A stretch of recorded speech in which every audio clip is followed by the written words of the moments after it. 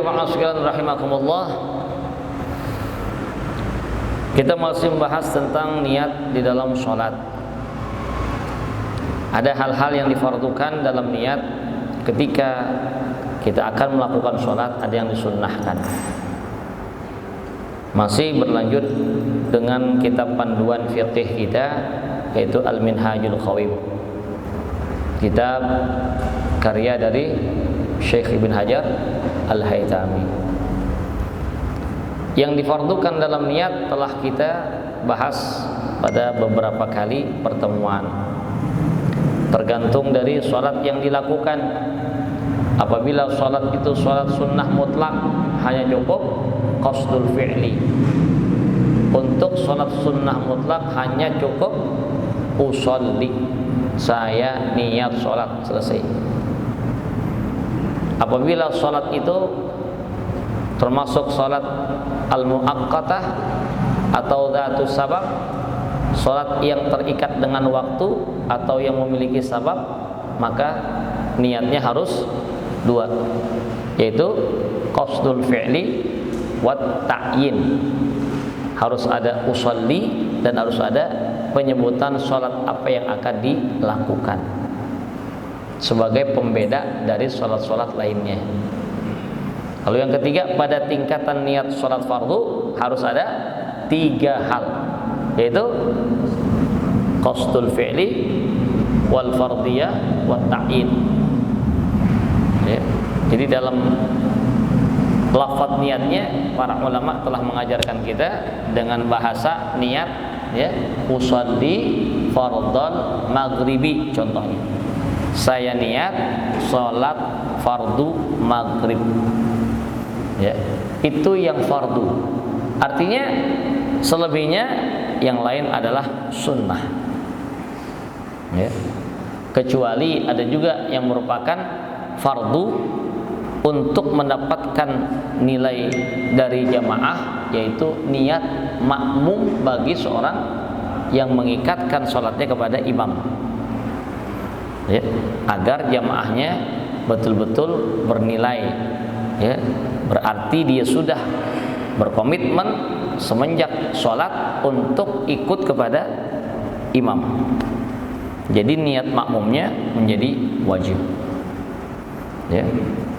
Nah, selebihnya usolli fardhal maghribi 3 raka'atin, penyebutan dari bilangan rakaat salat, hukumnya apa?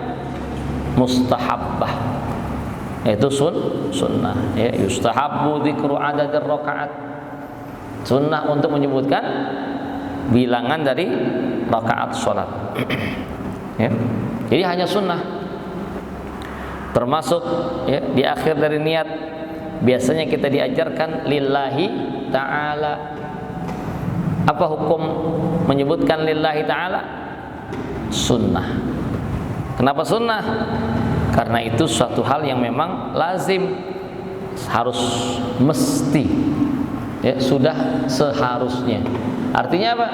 Setiap sholat yang kita lakukan, bahkan setiap ibadah hanyalah lillah, hanyalah untuk Allah, karena Allah. Tidak sah sholat ketika dilakukan li ghairillah, untuk selain Allah. Jadi penyebutan lillah walaupun tanpa, ya, diucapkan memang sudah seperti itu seharusnya setiap kali ibadah yang dilakukan, termasuk sholat. Jadi al-idhafa ilallahi ta'ala, ya, penyebutan dari mengidhafahkan salat itu kepada Allah, hukumnya hanyalah sunnah. Nah, kemudian ada lagi, ya, kita menyebutkan salat usolli fardhal maghribi, ya, 3 raka'atin, ya. Kemudian adaan. Apa adaan?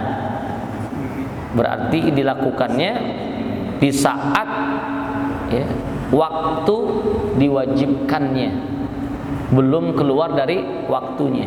Itu namanya adaan. Menunaikan kewajiban sholat di waktunya, ya, adaan. Zikrul ada wal qada, atau misal kita tertidur akan satu sholat, ya, karena terlalu lelah, pulang dari perjalanan jauh, tepar, ya. Bisa asar, sholat, tidur, bangun, isya, maghribnya lewat. Maka ketika bangun di waktu isya, ya, dia harus melakukan sholat maghrib. Berarti maghrib yang dilakukan adalah qadha. Gimana menyebutkan usolli fardal maghribi 3 raka'atin qada'an, ya, sunnah. Kenapa sunnah? Tanpa disebutkan, salat yang kita lakukan di dalam waktu secara otomatis dihukumkan ada. Sedangkan salat yang dilakukan, ya, setelah waktunya berakhir itu akan dihukumkan apa? Qadha. Ya, jadi penyebutan ada atau qadha hanyalah sunnah. Kenapa sunnah? Karena secara otomatis setiap sholat yang dilakukan, kalau dilakukannya itu di dalam waktunya berarti ada.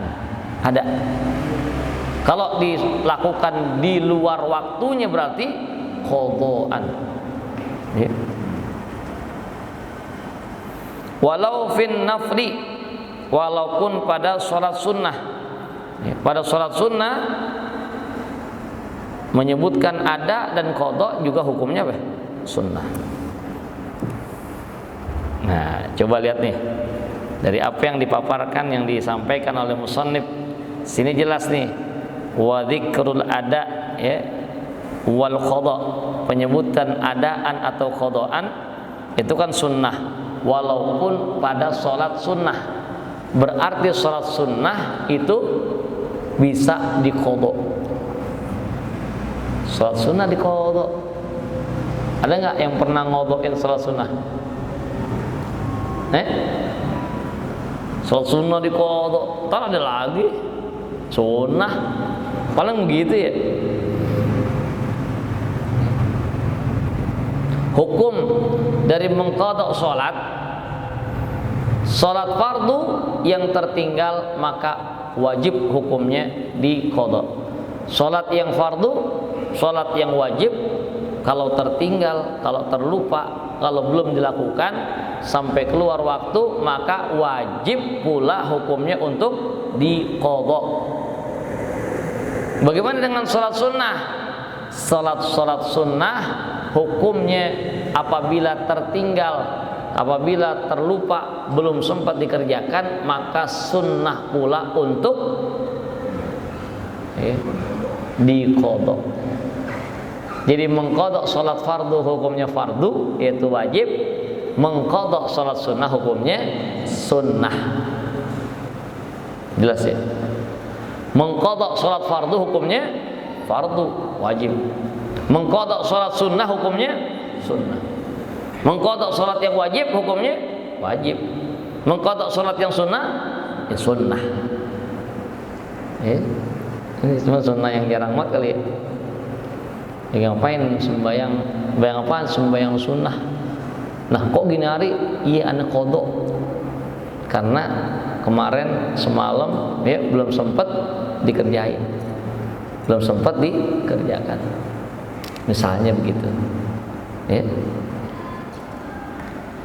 Jadi jelas ya, kata-kata musannif di sini memberikan satu ilmu kepada kita, ya, bahwasanya salat sunnah itu sunnah pula untuk diqadha. Nah, penyebutan adaan atau qadhaan dalam salat menjadi sunnah, ya. Kenapa? Litamtaza an ghairiha, ya, agar menjadi pembeda dari selain salat-salat sunnah. Salat-salat yang lain, artinya salat, ya, itu dikerjakannya di dalam waktu atau di luar waktu, ya, jadi jelas menjadi pembeda dengan disebutkan adaan atau qadhaan. Tetapi kenapa hanya sunnah kalau itu menjadi pembeda? Ya, karena sekali lagi secara otomatis salat yang kita lakukan kalau di dalam waktunya berarti adaan. Salat yang kita lakukan di luar waktunya berarti qadhaan. Ada berarti menunaikan di dalam waktu. Qadha menunaikan di luar waktu atau setelah waktunya berakhir. Wa yasihhu kullun minhuma bi niyatil akhar in udhira bi nahwi ghaimin aw nahwi li'anna kullan ya'ti bi ma'nal akhar. Ya.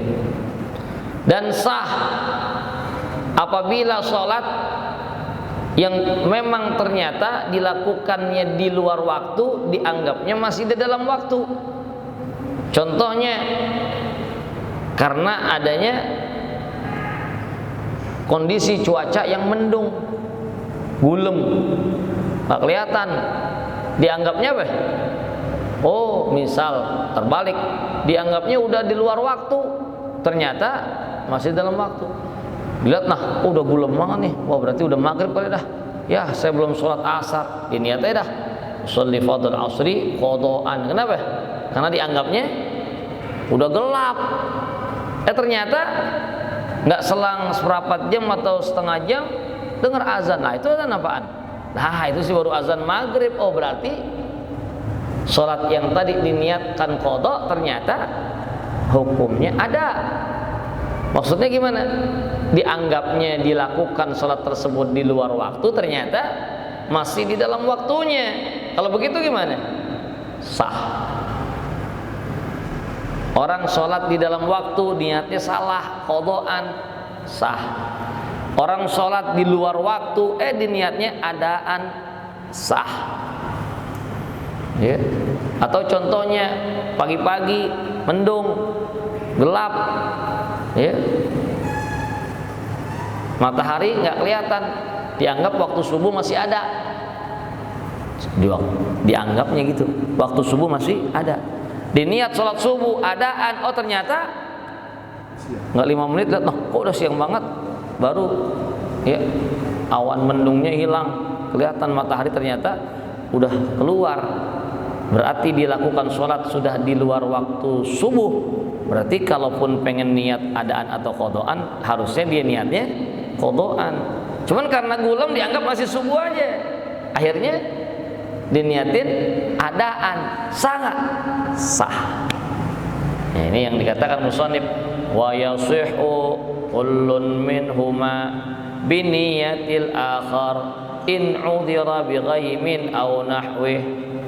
Dan sah hukumnya tiap-tiap dari sholat yang diniatkan, ya, adaan atau qadhaan, ya, adaan diniatnya qadhaan harusnya diniatnya adaan, terbalik, sah. Kapan? In udhira binahwi ghaimin, kalau ada uzur seperti cuaca yang mendung, au nahwi atau yang lainnya, dibangun tidur, dilihat jam, oh masih jam segitu, karena ngeliatnya masih ngantuk-ngantuk, belum tegas. Pas habis sholat dilihat lagi, lah itu mah udah 6:30, kirain tadi baru jam 5:15, jam 5:30 kurang. Diniat sholat subuh adaan, padahal harusnya qadhaan. Sah nggak? Sah.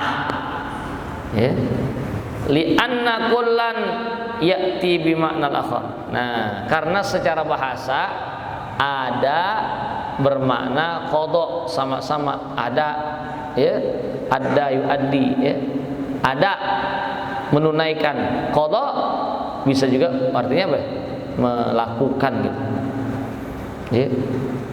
Ada itu daini, saya melunasi, membayar hutang. Ya, atau qadha itu daini, saya membayar hutang. Jadi bisa bermakna sama antara ada dengan qadha secara bahasa. Ya, untuk itu apabila terjadi kesalahan dalam niat qadha diniatkannya ada atau niat ada diniatkannya qadha, itu hukum sholatnya apa? Sah. Ya. Kenapa? Li'anna kullan ya'ti bima'nal akhar. Karena tiap-tiap dari ada dan qadha itu bisa bermakna, ya, sama. Ada bermakna qadha, qadha bermakna ada. bi khilafi ma law nawahu ma'a ilmihi bi khilafihi wa qasada al makna syar'iyya fa innahu la yasih li ta'alaqu bih. Nah, lain halnya kalau orang niat dia tahu, ya, diniat sebaliknya. Dia misalnya tahu kalau ini sholat udah berakhir waktunya, udah di luar waktu dikerjakan, harus niatnya qadha, disengaja niatnya ada. Kenapa sengaja? Ya, padahal dia tahu dan dia maksudkan adaan atau qadhaannya itu maknanya yang benar secara syar'i. Berarti dia menyalahi dari apa yang diyakini makna dari ada atau qadha tersebut secara syar'i. Nah, kalau sengaja begitu, nah itu nggak sah. Fa innahu la yasih. Maka apa yang dilakukan itu menyebabkan sholatnya nggak sah. Adaan diniatin qadhaan, qadhaan diniatin adaan, di luar waktu diniatin adaan, masih dalam waktu diniatin qadhaan. Padahal dia tahu, dia sengaja. Nah, itu nggak sah. Kenapa? Dianggap dia mempermainkan sholat. Ya, li ta'ala ubihi. Ya, dia mempermainkan sholat. Ya. Jadi kalau nggak sengaja atau ternyata apa yang diperkirakan tidak sesuai dengan kenyataan, sebab ada penghalang seperti mendung, salah dalam menyebutkan ada kepada qadha, qadha disebutinnya ada, itu masih sah. Cuman kalau sengaja-ngaja baru nggak sah. Tahu hukum, sengajain salah, itu bermain-main, mempermainkan ibadah, nggak sah hukumnya. Ya. Jadi itu hukum apa? Menyebutkan adaan atau qadhaan, ya, al-ada wal qadha, ya, di dalam niat. Nah, gimana penyebutan istiqbal kiblah? Misalkan kita kalau niat tuh lengkap gitu, usolli fardhal maghribi 3 rakaatin mustaqbilal kiblati, mustaqbil kiblah. Apa hukumnya menyebutkan mustaqbil kiblah? Sama. Hukum menyebutkan istiqbal al-kiblah, ya, yaitu menghadap kiblat di dalam sholat, hukumnya sunnah. Kenapa kok sunnah? Ya, kalaupun nggak disebutin istiqbal kiblahnya, menghadap kiblat atau dia sedang menghadap kiblat, mustaqbil kiblah, sah nggak? Sah. Kenapa? Oh, itu hal yang memang mesti, syarat di antara syarat sholat. Syarat sholat harus menghadap kiblat. Kalau menghadap kiblat boleh? Nggak boleh. Nggak sah, nggak sah. Makanya menghadap kiblat penyebutannya hanya hukumnya apa? Sunnah. Ya. Kenapa? Ya itu memang mesti kan. Di dalam sholat harus menghadap kiblat. Ya, jadi menyebutkan lagi di dalam niat hukumnya hanya sunnah. Lal yaum wal waqt. Nah, ada lagi. Ya. Menyebutkan waktu atau hari atau waktu. Ya. Usolli fardhal maghribi, ya, 3 rakaatin, ya, mustaqbilal kiblati, adaan lillahi ta'ala, itu sudah nggak perlu ditambahin lagi nih. Usolli fardhal maghribi hadhil lailah, begitu. Ya. Atau usolli fardhu zuhri yaum kada wa kada. Saya niat sholat zuhur misal, ya, hari ini, hari apa misalnya? Senin. Ya, usolli fardhu zuhri yaumal itsnain. Tarikh disebutin tanggalnya, tanggal berapa itu? Ya, tanggal 2 Rabiul Awal misalnya. 1442 Hijriah. Perlu nggak? Lemes banget tentu sih. Yang niat nggak perlu sebutin harinya, apalagi tambahin biar detail waktunya. Wah, ya, sholli fardhu zuhri, ya, yaum kada misalnya. Hari apa sebutin? Yaumul itsnain atau yaumal itsnain, hari Senin. Tanggal berapa Oktober sekarang? Ya, 19 Oktober tis'ata asyara ya, min Oktober ya, sana alfain ya, wa ishrin miladiyah ya, fi sa'ah ya, al hadiyah ya, jam 1 mau laporan jadi reporter ya. Jadi reporter ya. Nggak perlu itu mah nyebutin hari waktunya. Tambahin lagi di masjidnya di mana ya, di Masjid di Darussalam Bangka ya, Bangka Asani F ya, 2 F ya. Ya, Pak RT-nya Pak Kumis ya. Pak RW-nya Pak Jenggot ya. Ya, lurahnya Pak Haji Ano ya. Mau ngapain? Ya, yang begitu sih nggak ada kesunahan. Itu namanya ngambluk, ya, ngacu. Ya, itla yajibani ittifakan, karena nggak ada yang mewajibkan. Ya, bahkan menganggap sunnah ya, menyebutkan hari atau waktu tertentu dalam pelaksanaan ibadah sholat. Ya.